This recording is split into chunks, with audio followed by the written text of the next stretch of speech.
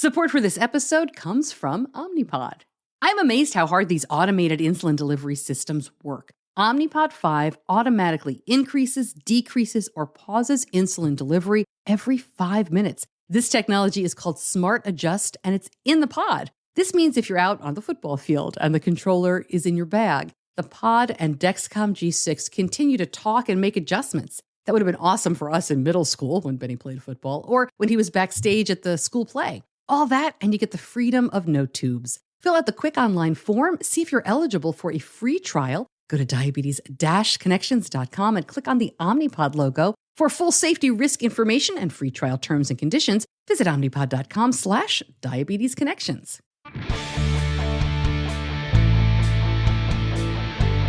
This is Diabetes Connections with Stacey Sims.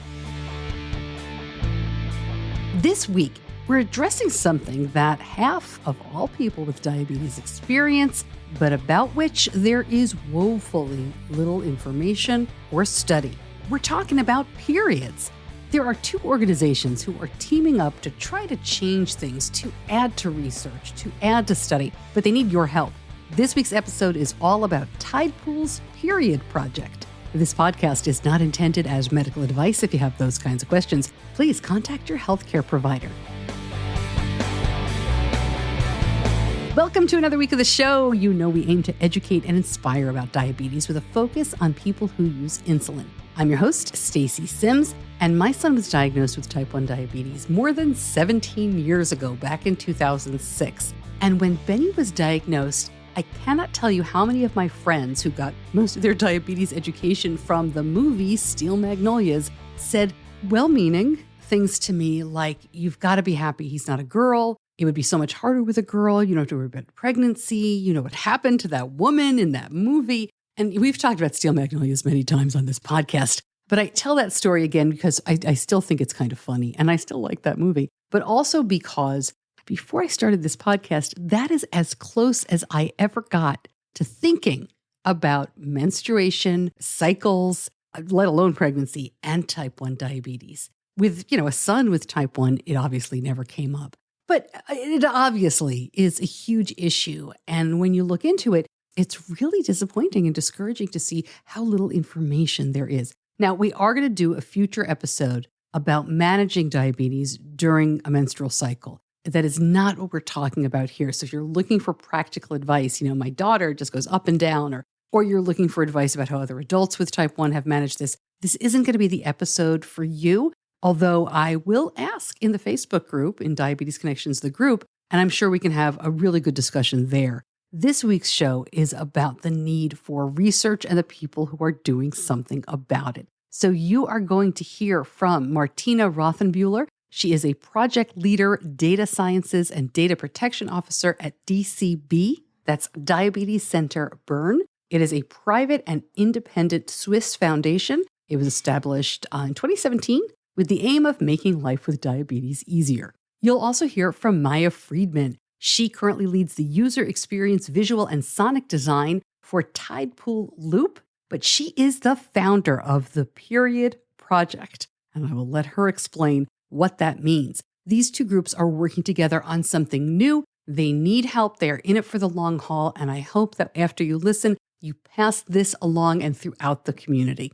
Our conversation is up next, right after this. The all-new Dexcom G7 continuous glucose monitoring system is now available. Powerful and simple, Dexcom G7 is proven to lower A1C and help you spend time in range, all without finger sticks, scanning, or calibrations. There are so many amazing new features to talk about, I'm never sure where to begin. Dexcom G7 is 60% smaller than the previous generation and is the most accurate CGM system out there. The 30-minute warm-up period is fantastic and up to 2 times faster than any other CGM brand. And I love the all-in-one sensor and transmitter. To learn more, go to diabetes-connections.com and click on the Dexcom logo. Maya Friedman and Martina Rothenbühler, thank you so much for joining me. I'm really interested to learn more. I don't think we've ever talked about this topic in depth. Welcome to Diabetes Connections. Thank you so much. We are so glad to be the first people talking about this topic on your podcast. Thanks for having us. You got it. There's a lot to get through here. before we jump in, let me just ask you, Maya, maybe we'll start from the beginning. How did or why did the Tidepool Period Project begin? What is the Tidepool Period Project all about? Yeah, that is such a good question, and truly one of my favorite stories to share because it really relates to the way that the idea of periods come up in conversations anyway within the diabetes community. But basically, I am a designer here at Tidepool. I joined the team with a background in femtech design. And for those who don't know, I'm sure many people do, but I feel like it's worth sharing. The term femtech was coined by Ida Tin in 2016. She's the founder of Clue, which is the period tracking app that is very popular, both in the US and internationally. And I was studying this idea of femtech in graduate school and thinking about how do you design technology that really works not just for women, but really with them in mind and is designed with them in mind. And so when I started at Tidepool, they have this sort of really extensive onboarding because we do have so many people that have type 1 within our company and those who have family members with type 1. But we are starting to kind of hire outside of the type 1 community and bring in people that are just experts in chronic condition design or data scientists and things of that nature. And with my background, I was sitting in one of these sort of onboarding sessions, and there was a lot of anecdotes from members of our team kind of about their dealing with their daughter who had type 1 or their own history with type 1. And one of the amazing coworkers that I had, who was no longer with us, but she was an RN and also worked on our support team, really had a story about, hey, anecdotally, when I have a menstrual cycle, my diabetes management has to change. And she sort of said this in passing, and I kind of like latched onto it. And I had come into Tidepool as ready to really learn about how to design our closed loop system from the type 1 perspective. But I was like, this is a nugget that is so relevant to what I was studying in school. And I just was like, someone has to be doing something here. Like, I got really hungry. I started asking around the company. I started researching, and I was like, there is nothing here that is clinically usable to bring into our products. There is nothing that I can even grab onto in terms of sort of factual evidence in this space. And all I found was just so much personal anecdotal experiences with this impact. And so basically, I thought something needs to be done.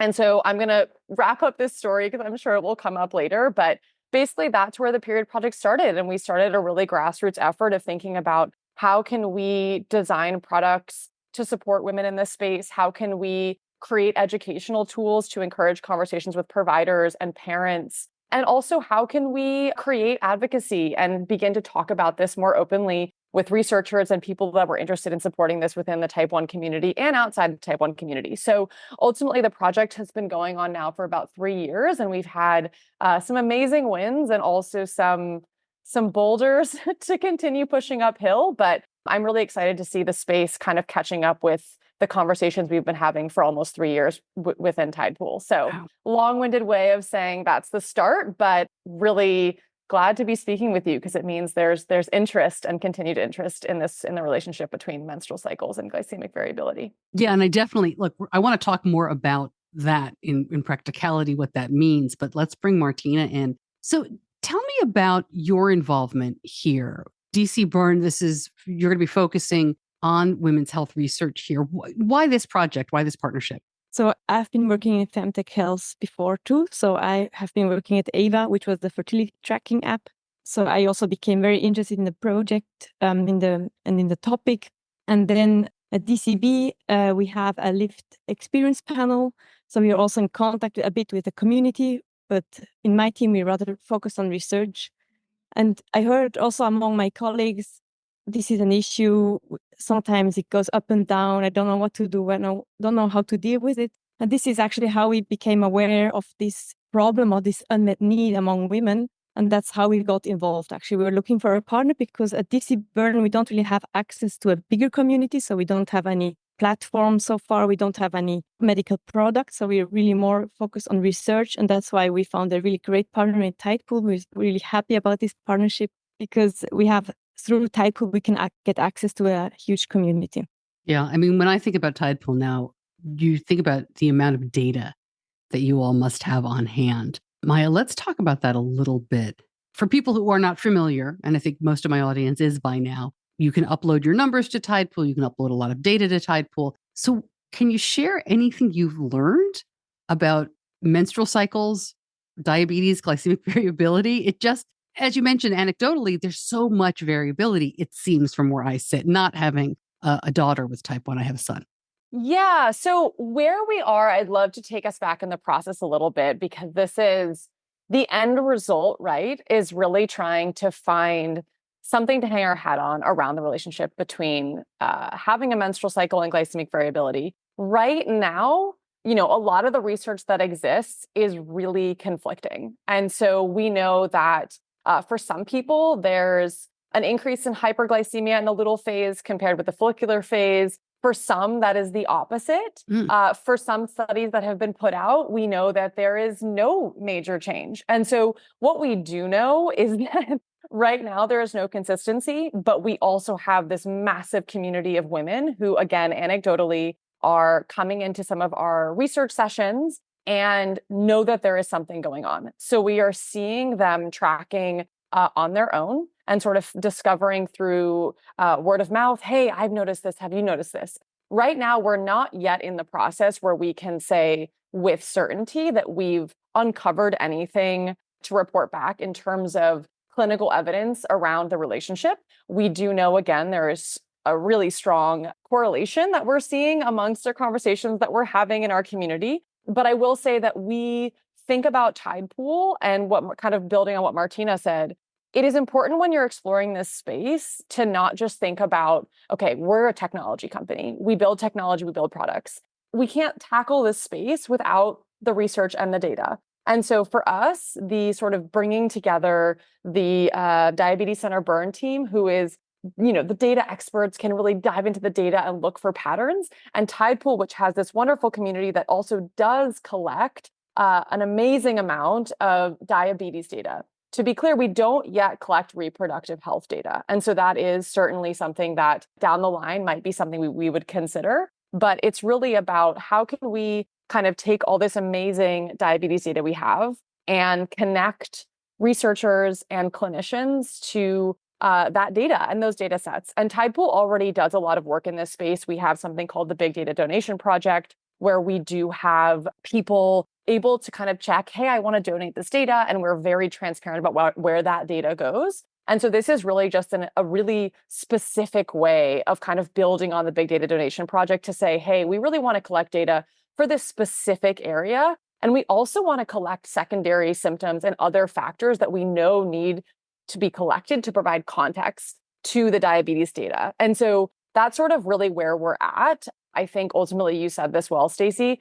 We have this data and data is what is missing. And it's sort of shocking to think that it's so hard to collect, but there are really so few data sets that have biological sex even tagged in the data. Like you'll get data without biology. You don't know if it's male, female, non-binary. You really don't know who is in this data set. And it seems like such a simple thing to do. But so really our goal is how can we add more tags to this data? How can we add more context to the data? And how can we build data sets that are much larger than the ones that currently exist and have been collected? So unfortunately, I can't yet provide any sort of very crystal clear clinical evidence. But what I can say is we recognize the power that our community has and our data platform has to collect that data. And we have the right people helping guide us to think about what other context do we need to add to this data to really understand this relationship. And so that's really where this amazing relationship between Tidepool and Diabetes Center Berne comes in, to think about building that context together for these data sets. And that is ultimately the way we're going to make inroads in this space. It's understanding the data. Martina, before I go to you, I am a little confused, Maya, and maybe I misunderstood. Sure. So you have 3 years of the Period Project. Mm-hmm. You have no period information, no menstrual cycle information, no. What has the Period Project been? Yeah, that's a great question. So I feel bad asking, but I don't understand. No, that's okay. So the Period Project is, again, in 3 parts. The goal of the Period Project is, research and data, which I'll expand on a little bit, education. So how can we create tools to kind of name the fact that this is an issue that needs to be discussed, And then ultimately, we'd like to integrate what we learn into our software. That is a very long process. So what we have done so far is we have run one pilot study for the Period Project, which has collected diabetes and menstrual cycle data.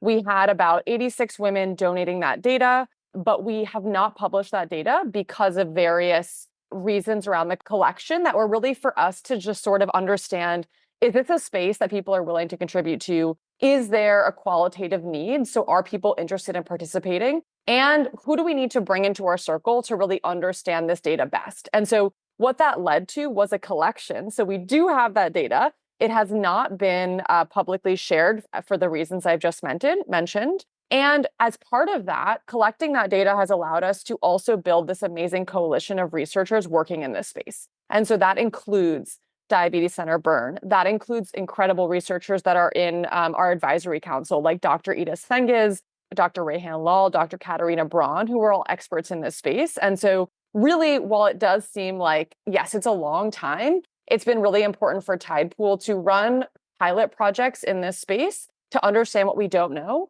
and then also to build a coalition of researchers and clinicians who can help really drive this. Tidepool is also working on conversations around pregnancy and things of that nature. And so it's just a slow game to build a stake in the space and to really understand how to tackle this. And so it's a very reasonable question. I do wish we had kind of more to show, but I will say that our partnership with DC Berne is sort of this like really big moment of a real collaboration between research organization and software company to help try and put our own stamp in the space. And so hopefully that provides some clarity, but the dreams are big, the progress is slow, but we do have sort of the right people in our court to help us push this forward. That makes perfect sense. And Martina, let me bring you in then to talk about the research from your perspective. So what do you guys have? What have you already looked at? And what is the scope you're hoping to bring here? So what we have looked at is we did a systematic literature review. So we really searched 3 databases, PubMed, Embase, Cochrane, for publications around this topic, insulin sensitivity, CGM data, and of course also the information about women's health. And what we found was a bit devastating, to be honest. It's really not a lot around. There's very small sample sizes. Mostly it's sub-studies of bigger studies. It's also, I think, from the 90s were the first studies that they did one measurement per phase, one in the luteal phase, one in the follicular phase, and compared these 2 values only. So sometimes it's CGM values, sometimes it's just finger pricks values. So it's really difficult to then also compare these studies. And also what we found is really, it's a non-conclusive results. So it's really sometimes they say it's higher in the luteal phase, but then also sometimes during the period or around ovulation. So it's really very difficult to find a clear conclusion out of these findings. I mean, this is also really our motivation. It's it's a huge topic. There is very little data around, and I think we can make a contribution to this by doing this study. I have a whole different conversation about menopause and everything else and how we don't talk about anything. But it is so frustrating to hear you. I thought we were going to have a conversation about, look at the data and here are conclusions. And I know it's probably more frustrating from your end, but to know that, as you said, maybe these studies started in the 90s, which isn't that long ago, but really kind of isn't that long ago. But there just hasn't been enough. It's not like women haven't been experiencing this whole time with diabetes. So I'm sorry to share my frustration. I know you probably have it tenfold. But Martina, let me ask you then. So, what are you hoping happens now? Obviously, more data, more study, more research. Right back to the interview. But first, Diabetes Connections is brought to you by EdgePark. Managing diabetes doesn't need to get in the way of your passion, your social life, or your budget. EdgePark can help you simplify your diabetes journey so you can focus on other important things. EdgePark offers a wide array of continuous glucose monitors, such as the Dexcom G7, Freestyle Libre 3, and more. Plus, EdgePark accepts most insurance plans and handles the paperwork. Go to diabetes-connections.com and click on the EdgePark logo to learn more. Yeah, and just also a rise in awareness. I mean, it's almost half of the type 1 diabetes population that is affected at some point in their life. I mean, it's unbelievable. There's so little evidence. And I think also for all these young women or teenagers who are diagnosed with type 1 diabetes, I just would like to offer them just some perspectives and some solutions, because I mean, they will have to deal with it all their way. They will go through pregnancies, through menopause, and there is no really solution or no tools around to really help. And I think this is really something we should aim at changing. Yeah, I'd love to build on that a little bit. So I don't want to minimize the educational component, even though ultimately we would, the goal, and I'm happy to talk about some of the tools that we'd ultimately love to see in the future that are really at the end of this roadmap. But I don't want to minimize the education piece we did listen to your menopause podcast, and it's sort of this similar piece though, where I'm not sure if anyone listening or you're familiar with this company called TIA. They've started this idea of whole women's health. And one of their biggest additions to the space beyond this sort of new approach to women's healthcare is this idea of just name it. And the power that comes with saying these symptoms are real and you are not experiencing them alone. And that may seem, again, like a cop-out or the baseline, but that is so impactful. And that was sort of half of the beginning of the Period Project.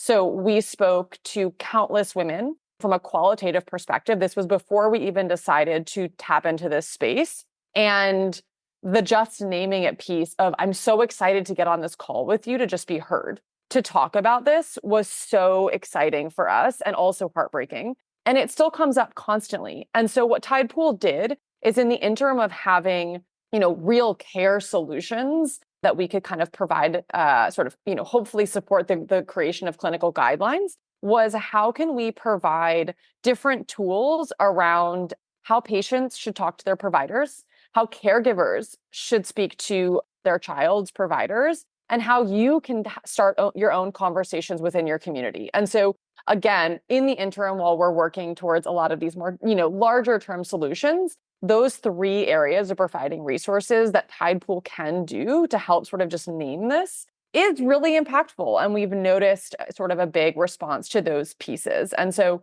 while that is not enough, it is something. And, similar to your conversations on menopause, we have found that just being a big organization with product that is used, Tidepool data platform is used very frequently to sort of have allies in this space and show that we're thinking about it as a tool. None of these other big med tech companies are thinking about it. There is some pregnancy support in Gluco, for example, but really there's just an amazing wealth of opportunity to think about, what if in your data platform you have a marker that shows when your period happened? So your provider can just say, oh, this happened. This adds an additional contextual clue to what may be happening in your data. And so there's all these tiers of approaches beyond just this algorithmic approach for closed loop systems that can begin to just bring awareness to the fact that this is happening. And that, again, that importance of adding context to the data is so important. And I do want to speak a little bit to the study that we're working on, because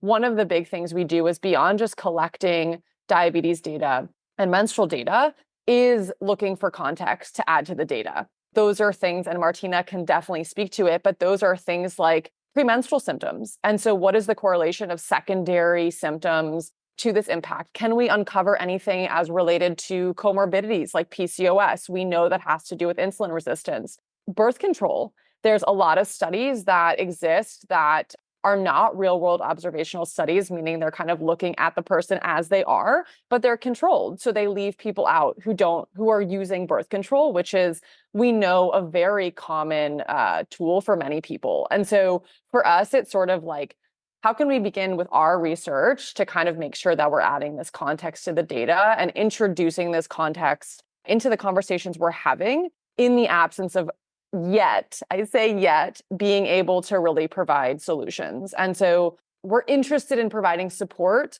while we're behind the scenes doing the data collection and the design of the products and things like that. Yeah, I think it's very important we have this real world data that is really so inclusive. We try to make it very, very inclusive. And this is also what Maya just said. I mean, many clinical studies have so rigid exclusion criteria that we never get the full picture. And our aim is really to also get the full picture because we also truly believe every woman is different. And probably maybe even each cycle is different. We don't know about that, but probably there are different patterns, different trajectories across women. And I think we really need to find out how these trajectories could look like. You are recruiting. Who are you looking for? How can we help?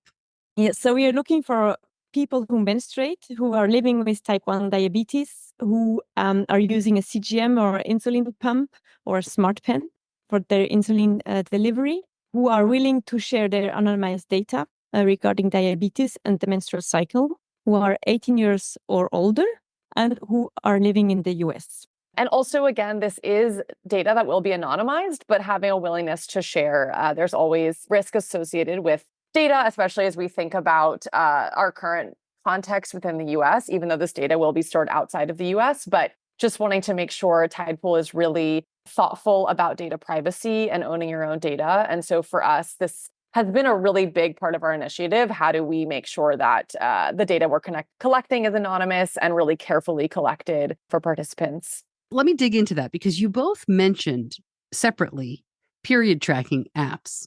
And there's a lot of concern, as you said, in the US right now about what is going to happen with Roe v. Wade being overturned, different states having different policies. Obviously, data knows no borders. Reassurance that Tidepool understands this. You've already mentioned it. And women and everybody in the study can feel safe about this. Yeah. So this is a real tricky one, I have to say. Point blank, the overturning of Roe v. Wade has caused challenges in how we collect menstrual cycle data. Tidepool currently does not store menstrual cycle data because we are not at yet the point that we can say it is safely stored. And so we have to do this in a way that is really thoughtful, which does create technical challenges. It does put a little bit of the onus on the person donating to do a little bit of extra work. And so we kind of recognize that, but we know that there's payoffs in relation to making sure that data is safe. And so what we're actually doing is we are not against storing any reproductive data at Tidepool. Participants are going to be using a REDCap link, which is a form of survey. And when they get into that survey, they are going to be able to kind of enter in all of sort of secondary information about their cycle. There's a bit of a screening. They have to consent to participate, again, making sure that the data is anonymized and they understand it's being donated. And then they have to go into Tidepool's data platform and download their data. Once they download their data, there are a couple of columns within that data that have identifying information beyond just date of birth, beyond sort of those obvious identifiers, name, things like that. There's sort of device IDs and serial numbers and things like that, which, again, no one's ever really wanting to think about. But for us, those are identifiers. And so while we do know it's a burden, we just really want to make sure the data is safe. So we are asking participants and providing instruction to remove those bits of information so that when they do upload that data into the screener and the survey, it is anonymized. And so we are having patients kind of manually go in and make those adjustments. Also, the data is not being stored in the US, as I mentioned. So that data is never coming to Tidepool. Once we have someone upload their diabetes data and their menstrual cycle data, that data is going straight to Switzerland with our team in Diabetes Center Berne and not being stored in the US. And so there's just been a lot of thoughtfulness about how to store that data and where to store it to make sure that we're being really careful about the current legal state in the United States. And I will also say we are asking participants to manually look into their tracking mechanism, whether it's an app, whether it's an Excel sheet, and actually just manually put the dates of their periods. And the reason we do this is it's actually quite hard to get your data from menstrual tracking apps. We spent a lot of time exploring this, and there's a lot of emails that you have to send to the company to get the data. You cannot easily download it in the way that our product lets you download your diabetes data with just a couple of clicks. And so even in terms of just getting access to your own reproductive data, beyond just the safe storing it is actually quite a hassle. And so it's been really interesting diving into these different product lines and seeing, hey, how easy would it be to get my own menstrual tracking data? And it's really not that easy. And so that's sort of another hurdle that we're not here to design for necessarily, but it's just something that we've come across in thinking about the design of these products and access to data and safely storing data that has been pretty interesting. And a bit disheartening, again, around how hard it is to get access to the information that we know will make a difference. Well, I have faith in the diabetes community to overcome those challenges, but man, nobody's making this easy for you guys. Well, maybe I can just add a few words regarding REDCap. So REDCap is an electronic data capture system that is widely used all around the world for clinical research. So we are sure we have a very safe software to collect this data. And, we also at DCB, we are very trained people who look then at this data. So also from our side, we make the best. I mean, the data is secured, and it will only be handled by people who know what to do with it. We are aware that answering the questions does not take so much time. I think it takes a few minutes. What takes time, as Maya mentioned, is really to anonymize, to get rid of these columns and to upload the data then to REDCap. And before I let you go, I do want to ask, one thing that I see you're doing that looks very unique to me is that it looks like you're trying to create community around this in a way. Maya, you have, and either one of you can talk about this. I don't know if this is a Tidepool or a DCB question, but it looks like you're asking the people taking part in the study to kind of gather together occasionally. What's that about? Yeah. So as I mentioned, and Martina's kind of spoken to, so many of the studies that exist have 16 women, 15 women. There's one that has 30 women, and we really want larger numbers than that. Yeah. We really want to build a practice where women are donating this data over a long period of time. And I think the way to do that is community, and this idea that sitting down, we know that diabetes takes so much mental space and so much time that asking someone to sit down, even just to spend an hour downloading 3+ months of data, going into a menstrual health app to pick out period start dates is time consuming. And so we think that there is we know there is an appetite for this. And we want to be able to kind of create that community so you're not in it alone. And so what we're going to be kind of thinking about over the next couple of months is sort of these data donation power hours. I hate that name. It is very tacky. So whomever has a better name, please write in. But we want to basically create a space where our team, the Tidepool teams and the DC Berne teams can answer any questions that may be coming up around this space. We want to provide a space where women can say, hey, I'm experiencing this too. On top of just the donation. And then we also want to be there from a supportive perspective to support any questions around anonymization or data donation. So we are hoping to, over the next few months, roll out, if you're feeling like you can't find the time or there's something technically challenging that we're asking in terms of donating the data, that we're really providing that community support, because ultimately that's the community building is what's going to get us this data, and how Tidepool has had so much success. We have our FDA-approved closed loop system, and that was all built from community, from the DIY community. And so we just strongly believe in the power of bringing women together, having this conversation in person, and creating a space where we can donate together. That is sort of hopefully coming up, and we hope people will join that time with us because we are really actively recruiting and looking for women to participate with us. So final words here. We're talking about the beginning of something, truly. What are your big hopes for this? I mean, let's get audacious. What do you really hope to accomplish?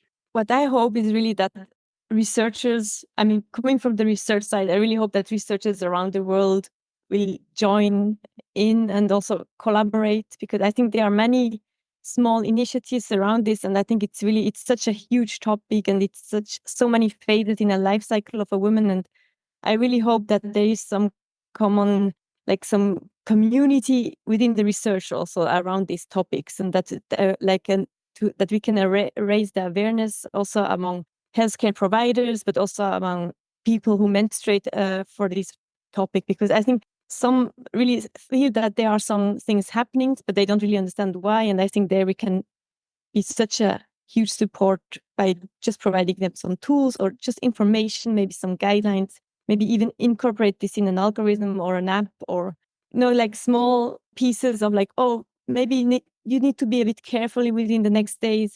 Your menstruation might come up, just little hints, or just an explanation. Why was I eating more? Maybe it is because I'm in this phase of my cycle, and really also just to give some support to women. And I think this is just not something that one company or one researcher can do on its own. It's really important that we all join the forces. And this is really a wish that I have. Maya, do you have anything you'd like to add? Yeah. Again, work all day, every day in the design of Tidepool Loop, which again is a closed loop dosing application that we hopefully have a couple more, can't say actually a duration, but hopefully soon it will be within the community. This product is really amazing and we've been working very hard on it. And I see so much opportunity within that product to provide specialized support around different phases of a woman's life cycle. And so I say that because it's not just menstruation, it's menopause, it's pregnancy. And so one feature that anyone in the Loop community probably uses actively to manage menstrual cycle fluctuations is a tool called overrides. Overrides allow users to uniquely change their therapy settings for a specified duration depending on an event that is happening. And so we're seeing it frequently used for exercise, driving, road trips, travel, et cetera. And we also see it frequently used for menstruation. And so many women have special settings around their menstrual cycles that are being designed by them and trial and error over multiple cycles. And I would love to be able to provide sort of clinical recommendations for how to set that up. I would love to be able to provide educational content in our app to, again, just name it, to have women starting to design these sort of particular event-based settings for their menstrual cycles that can be guided by recommendations from our research. I would absolutely love to see that. I would love to see the same thing for pregnancy, you know, that it's obviously a much longer duration that has unique insulin needs throughout the 9-month duration, but a similar concept where those insulin needs are changing based on a cycle. And I would love to see that being supported in our product. And then again, on the data platform I've mentioned, you know, I would love to see products starting to incorporate specific tools for pregnancy management. I would love to see, representation of the menstrual cycle in the data. So overlaid on the data to be able to compare trends between menstrual cycle periods and non-menstrual periods. There's so much amazing tooling that can be done to support these different cycles. And so my brain, from a design perspective, just goes to all of those pieces. I would also really love to see clinical guidelines come out of these projects. I would love to see someone be able to walk into a clinician's office and for them to have those guidelines to give someone and for them to preempt those conversations, because I don't live with type 1, but I am a woman and there are conversations I go into my doctor and they're awkward. You don't want to bring it up. Like I remember when I first had my period and I didn't want my mom in the room. And we've had a lot of caregivers kind of talk to us about, how do you show up to the doctor with a teenager who feels really uncomfortable about a menstrual cycle and bring it up? And it's just, there's so much emotion and transition in the body for the teen, but then the parent, knowing how to manage it. And so it's like, how can we create some structure around these conversations so it feels a little less uncomfortable? And so that from like a human care perspective would just be so wonderful to see. So yeah, big goals for the project. And I am really confident. We are seeing, Apple Health has started to do some work around menstrual cycles and diabetes. We do, again, as I mentioned, we're seeing research come out of Mount Sinai with Dr. Carol Levy. We're seeing Dr. Ida Sengiz and UCSF. Like this is a conversation that I'm noticing is becoming more active. So I am confident that if all parties are really working towards this in our own way, it's not a race. It's that we can all complement each other and share this data and all know each other, because this is like a really valuable resource that can hopefully support everyone working on this topic. So big goals, moving slowly, but we are quite committed, I will say. Excellent. And we will, link up all the information about how people can get involved. Maya, Martina, thank you so much for joining me. We will put all the information in the show notes and on the website. I'm sure you're going to get a great response from the community, and I can't wait to learn more as you move forward. Thank you so much for joining me. Thank you. Thank you, Stacey.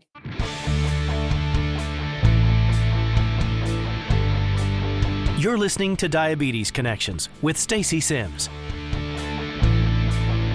If you would like to learn more, of course, all of the information is at diabetes-connections.com. I'm happy to put you in touch with these folks. As they said, they are in this for the long haul, but they really need the help of the community. They need people to sign up and they need us to spread the word. So I'm going to be putting this episode all over social media. I hope you share it as well. Before I let you go, want to bring to your attention a couple of places we will be this month. By we, I mean me, I guess. I'm going to be in Boston on March 23rd for the JDRF Type 1 Nation Summit. I'm giving the keynote with Carrie Sparling. We're doing it together. We're doing something new. I'm really excited about this. We're going to have a lot of fun. I hope the audience enjoys it as well. It's a takeoff on the old game show, Press Your Luck. That's the one with, big money, no whammies. I'm hoping to record it and bring it to you as a podcast episode. But if it goes well, we'll definitely be doing it, hopefully at other chapters, but certainly at more Mom's Night Out events. And then the weekend of the 5th and 6th of April, I'm going to be in Virginia for the Falls Church Friends for Life Regional Conference. I'm not presenting. I'm not vending. I'm just going there as a participant. Benny has a college family activity that weekend, so the timing worked out great. He's like 20 minutes away at his campus. So lucky for me, and hopefully I'll get to see some family as well. But if you're going to Friends for Life Falls Church, let me know. Let's say hi. Let's have a drink at the hotel bar. And then the following weekend, it is Mom's Night Out Chicago. And that is April 12th and 13th. So excited about this event. Let me know if you have any questions. All right. As always, thank you to my editor, John Buchanan from Audio Editing Solutions. Thank you so much for listening. I'm Stacey Sims. I'll see you back here soon. Until then, be kind to yourself.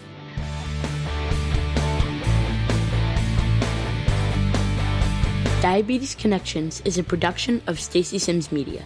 All rights reserved, all wrongs avenged.